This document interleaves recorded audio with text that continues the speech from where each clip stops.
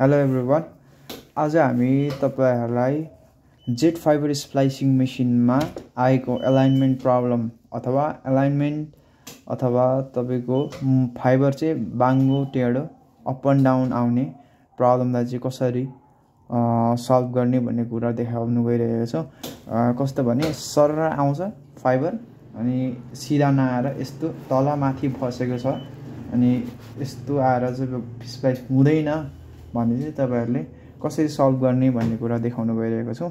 त्यसको लागि हामीहरुसँग यो पेपर कटर चाहिन्छ अनि फाइबर चाहिन्छ।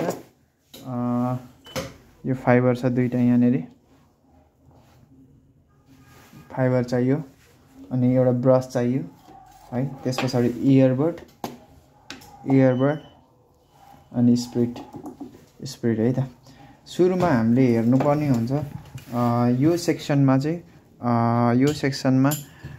यो जुन ढक्कन यसै यो ठ्याक्क जहाँ बस्छ त्यसमा धुलो छ कि छैन, धुलो छ अथवा अलिक फोहोर छ भने त्यसलाई यसरी सफा गर्ने।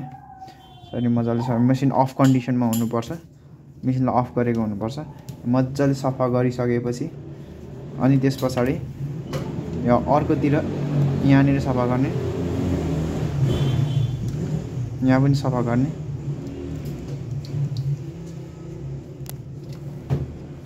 है त। यहाँ सफा गरिसकेपछि अब मजाले हेर्नुस् धुलो छ कि छैन, धुलो छैन हैन। अनि त्यसपछि तपाईहरुले यो लेन्समा पनि सफा गर्नुस्। यो हल्का स्प्रिट लाएर चाहिँ सेक गर्नुस्, सुक्खा बनाउनु पर्ने हुन्छ।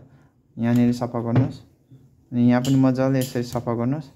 त्यसपछि तपाईहरुले के गर्नुपर्छ भन्दाखेरि यो पेपर कटर लिने, पेपर कटरले चाहिँ यो भी ग्रुपको तल डोप हुन्छ, त्यो भी ग्रुपको डोपमा चाहिँ हल्का बिस्तारै एकदम केयरफुल भएर चाहिँ यसरी सफा गर्ने है त। यसरी सफा गर्ने। यो सफा गरिसकेपछि त्यसपछि मसिन अन गर्ने। यो धुलो सबैतिर हटाइसकेपछि मसिनलाई अन गर्ने। त्यसपछि तपाईले लिनुपर्ने हुन्छ अर्को फाइबर मेनुमा जाने मेनुमा जानुस्। त्यसपछि यो सुरुको स्प्लाइस मोड भन्ने भयो, सेकेन्डको हिटर मोड अनि मेन्टेनेन्स मेन्यु। यो मेन्टेनेन्स मेन्युको चाहिँ लास्ट नम्बरमा यहाँनिर डायग्नोस्टिक टेस्ट भन्ने छ, त्यहाँ गएर चाहिँ ओके गर्ने। त्यसपछि चाहिँ यहाँनिर के भन्छ भने प्लेस फाइबर एन्ड स्टार्ट भन्छ है। फाइबर प्लेस गर्ने माने तपाईहरुले सुरुमा फाइबर काट्यो,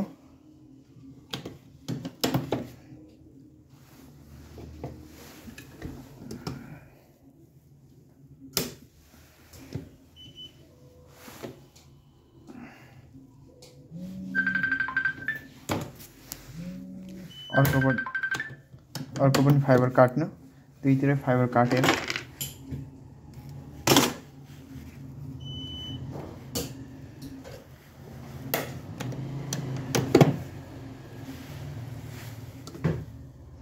दुईतिर फाइबर लोड गर्ने है। त्यसपछि फाइबर लोड भइसक्यो दुईतिर है। अनि त्यसपछि सेट हान्ने।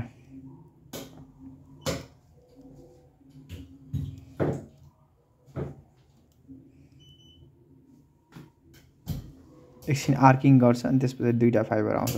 हो फाइबर अब तपाईकोमा चाहिँ माथि तल आएको हुन्छ अनि मिलाउँछ, सिधा मिलाउँछ अनि त्यसपछि कम्प्लिट भन्छ।